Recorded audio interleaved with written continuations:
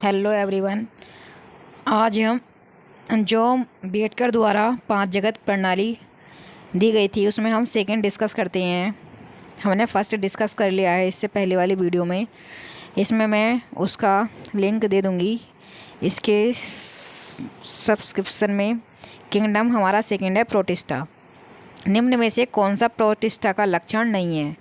Answer number D, शारीरिक संगठन कोशिकीय होता है। निम्न में से कौन से जगत की पूर्ण निर्धारित सीमाएं नहीं हैं? ऑप्शन नंबर बी इसका आंसर है हमारा प्रोटिस्टा। प्रोटिस्टा के सदस्य मुख्यतः होते हैं। आंसर नंबर है हमारा बी ऑप्शन जलीय। क्राइसोफाइट्स, यूग्लिनोइड, डायनोफ्लैजेलेट और अब पंख कवक किस जगत में सम्मिलित हैं? आंसर है हमारा ये प्रोटिस्टा। ये नीट 2016 में क्वेश्चन आया हुआ है। क्राइसोफाइटा समूह के अंदर निम्न में से कौन से जीवों का समूह आता है? Option number A diatoms, option number B सुनहरे शैवाल, ऑप्शन नंबर सी है हमारा इसका ए और बी दोनों। डायटम्स और सुनहरे शैवाल पाए जाते हैं। ऑप्शन नंबर ए स्वच्छ जल में, दूसरा है समुद्री जल में। आंसर है इसका हमारा विकल्प ए और बी दोनों। सिलिका जेल द्वारा प्राप्त होती है। आंसर है हमारा इसका ऑप्शन नंबर बी डायटम्स। निम्न जीवों में से किसमें कोशिका भित्ति साबूदानी की तरह दो अतिच्छादित कवच बनाती है? ऑप्शन नंबर ए आंसर है हमारा डायटम्स। निम्न में से कौन सा लक्षण समूह क्राइसोफाइटा का विशिष्ट लक्षण है?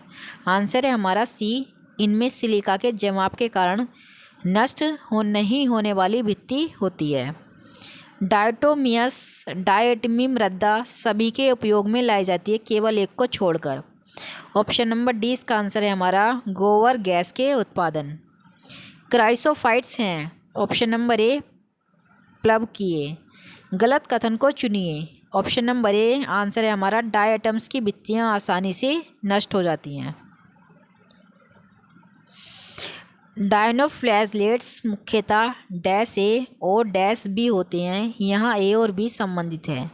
ए ऑप्शन हमारा है बी समुद्री और प्रकाश संश्लेषी, बी हमारा प्रकाश संश्लेषी डायनोफ्लैजेलेट्स में होते हैं। एक कशाव लंबत और दूसरी भित्ति पट्टिकाओं की अनुप्रस्थ खांच में उपस्थित होता है। निम्न समूहों में से किसमें कोशिका भित्ति पर सेलुलोज की कड़ी पट्टिकाएं होती हैं? डायनोफ्लैजेलेट्स, ऑप्शन नंबर सी। निम्न में से कौन सा लाल डायनोफ्लैजेलेट्स है? गोनियोलैक्स। आंसर है हमारा ऑप्शन नंबर सी। तटीय जल में लाल तरंगे किसकी उपस्थिति के कारण पैदा होती हैं? ऑप्शन नंबर ए है हमारा इसका आंसर डायनोफ्लैजेलेट। निम्न में से कौन सा प्रोटिस्टा विष जो मछलियों और अन्य समुद्री जीवों को मार सकता है? ऑप्शन नंबर बी आंसर है हमारा गोनियोलैक्स। निम्न में से कौन सा कथन यूग्लिना के लिए सत्य है?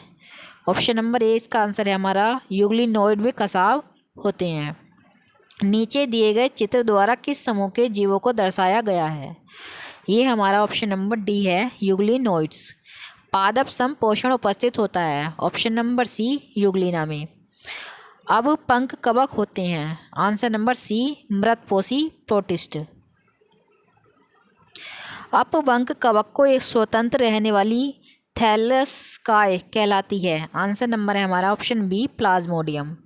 अनुकूल परिस्थितियों में अपवंक कवक बनाते हैं। Option number B plasmodium. प्रतिकूल परिस्थितियों में अपवंक कवक डैश ए बनाते हैं जो बी होते हैं और अनेक वर्षों तक जिंदा रहते हैं। बीजाणु बनाते हैं। उच्च बी है हमारा उच्च प्रतिरोधी। प्रोटोजोन्स होते हैं विषमपोषी। निम्न में से कौन सा समूह प्राणियों का प्राचीन संबंधी साझा समझा जाता है? प्रोटोजोन्स। प्रोटोजोन्स को डैश समूह में विभाजित किया गया है। रिक्त स्थान की पूर्ति के लिए सबसे उपयुक्त शब्द है चार। प्रोटोजोन्स को 4 भागों में या 4 उसमें डिवाइड किया गया है। निम्न में से कौन सा समूह प्रोटोजोन से संबंधित है? अमीबीय, कसाबीय, पक्षमावी और स्पोरोजोन्स। निम्न में से कौन सा कथन सत्य है? प्रोटोजोन्स कोशिका भित्ति रहित होते हैं। कशावी प्रोटोजोन्स होते हैं या तो स्वच्छंद या परजीवी। निम्न में से कौन सा कशावी प्रोटोजोन्स है? ट्रेपेनोसोमा। ट्रेपेनोसोमा का कारण है स्लीपिंग सिकनेस, निर्दालु व्याधि का कारण है। पैरामेशियम निम्न में से किसकी उपस्थिति के कारण एक जलीय और सैकड़ीय गमन करने वाला जीव है? ऑप्शन नंबर सी है इसका आंसर हमारा हजारों पक्षमाव। निम्न में से कौन सा समूह अपने जीवन काल में एक संक्रामक बीजाणु समअवस्था उत्पन्न करता है? ऑप्शन नंबर इसका हमारा डी है स्पोरोजोन्स। प्लाज्मोडियम है। ऑप्शन नंबर बी इसका आंसर है हमारा स्पोरोजोन्स। निम्न में से कौन सा जीव वैज्ञानिक रूप से गलत नामित और गलत वर्णित है? ऑप्शन नंबर इसका हमारा सी है डायटम्स, बहुत अच्छा प्रदूषण संकेत। वीडियो पसंद आए तो लाइक करें, शेयर करें, चैनल को सब्सक्राइब करें। Thanks for watching.